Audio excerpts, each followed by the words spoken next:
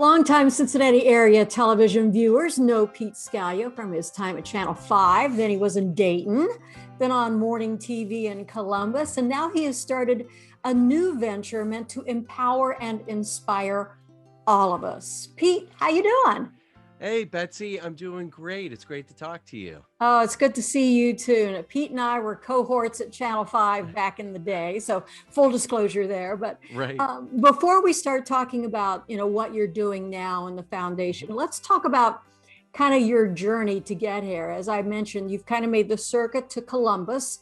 Um, Mhm. you and your wife, Amy Scalia, longtime editor of Cincy Chic magazine. People might know her from here and Columbus, Seabus Chic.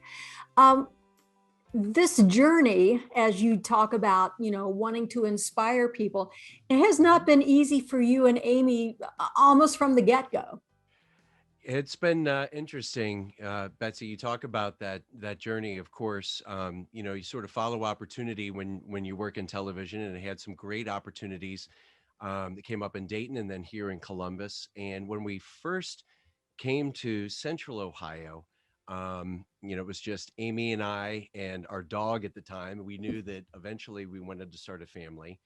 And we moved up here in 2011. And by 2012, we decided that we wanted to maybe look into starting a family. And I had been at age 30 diagnosed with severe rheumatoid arthritis. And I pretty much, even when I was on air at Channel 5, I had been diagnosed by that point, but Mhm. was on a pretty good cocktail of treatments and medications to keep it under control for about 8 years.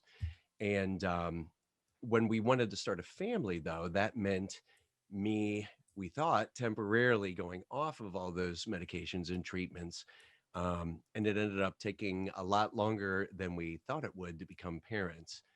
Um, and that was something that, being off those medications, we had to be off of them for about 6 to 8 months before we could start trying. And then when we did, we thought we were pregnant and experienced a miscarriage. And the longer I was off my medications and trying to mask it with steroids and things, when you work at TV, people notice when your appearance starts to change.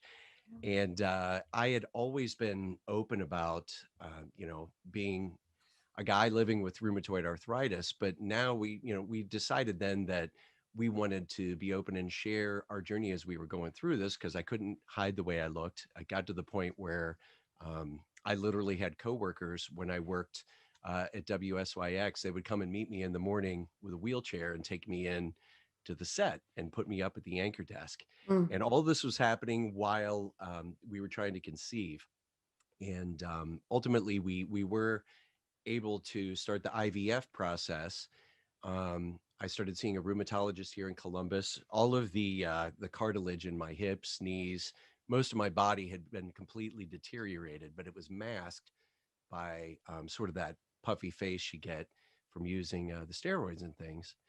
And so basically, we it ended up being quite the journey. I had bilateral hip replacement, both hips replaced in December of 2013, and 14 months later had both of my knees replaced. And in between that time, Amy was laid up on bed rest, high risk pregnancy with our first daughter Lola.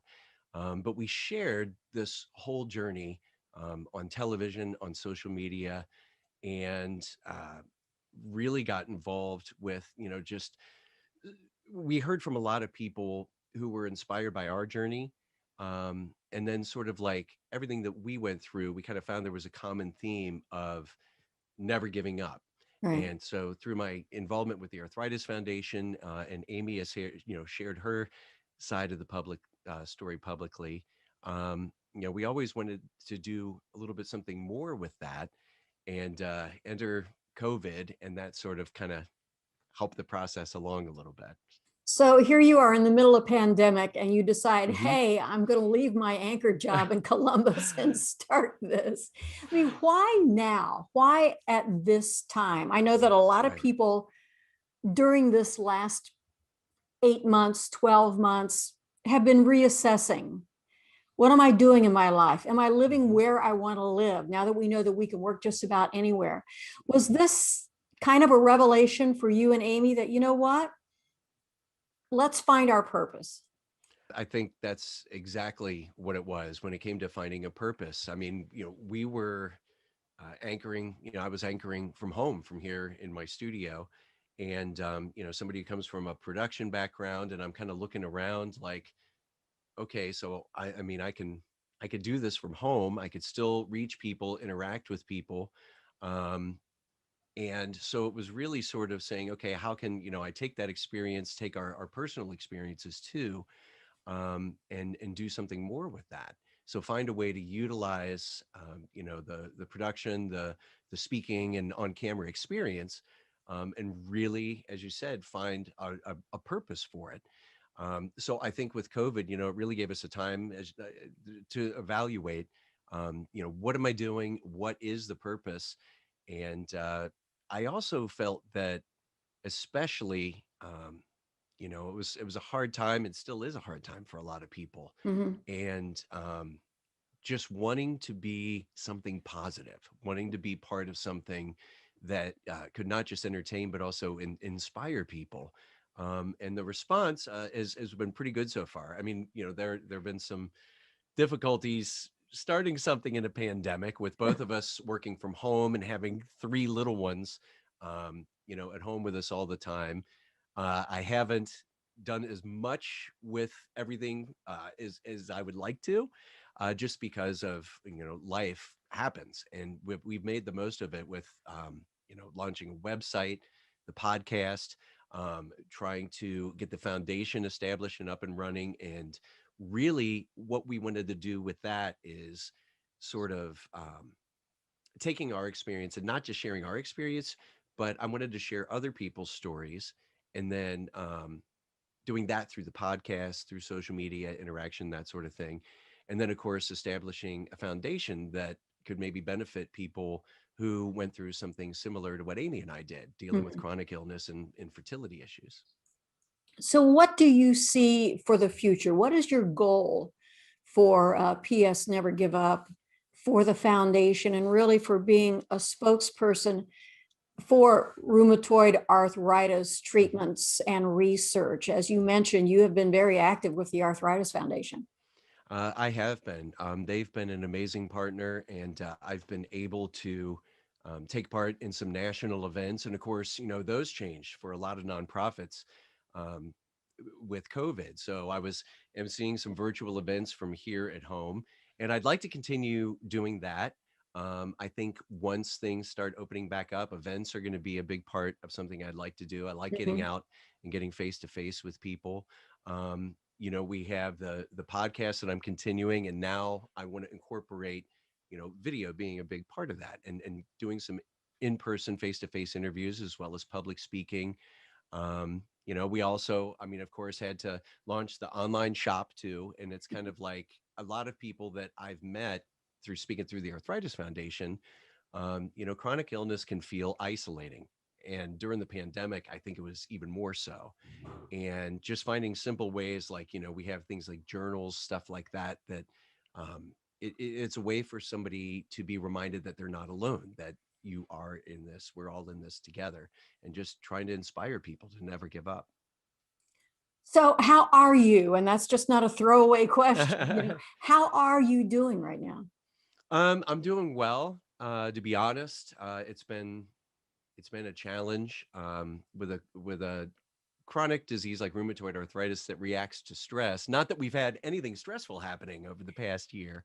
I was going to say, you Um, haven't even talked about the tree in your living room. yeah, that was a whole other thing in 2019. So I mean, we had finally, we went through everything to have our daughter Lola, which was a miracle. Then we had our daughter Sophia a couple of years later, and our son Nico is going to be 3 in April. And but at the time, he was just a little guy, and we actually had the girls were still sitting at the dinner table, and we had a massive oak tree in a windstorm, a freak windstorm, destroyed half of our house while the girls were sitting there Mm. in 2019, July 2nd of 2019. So before COVID, that happened, and we ended up living in two adjoining hotel rooms, all five of us, for 6.5 months while our home was rebuilt.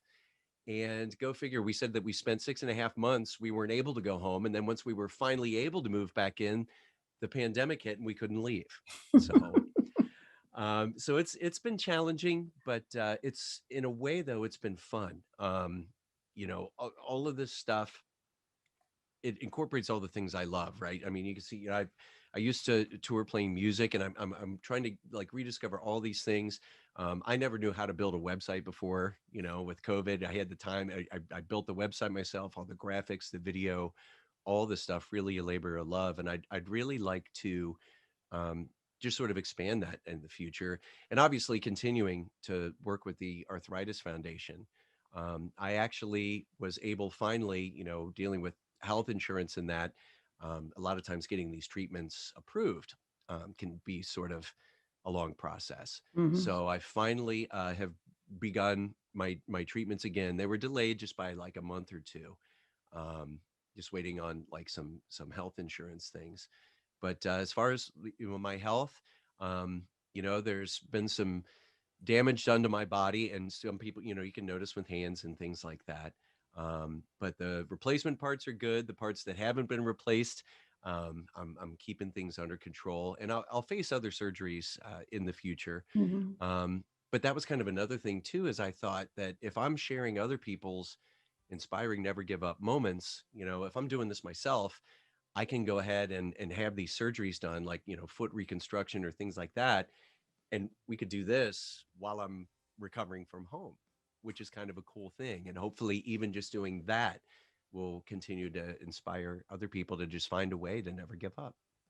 And I think you're right that this is a time that we all need positive stories and good news that kind of get us through. But if people want to get involved, Mhm. how do they do that? Just go to the website, psnevergiveup.com. We have everything laid out there. I have a blog that I'm constantly posting to. You can also find us on social media at PS Never Give Up Podcast. You could listen to the podcast wherever your choice of podcast player, whether it's Apple Podcasts, Amazon Music. And I'm looking forward to sharing those stories. And as I mentioned, having some events, both virtual and in person, as we get the foundation established.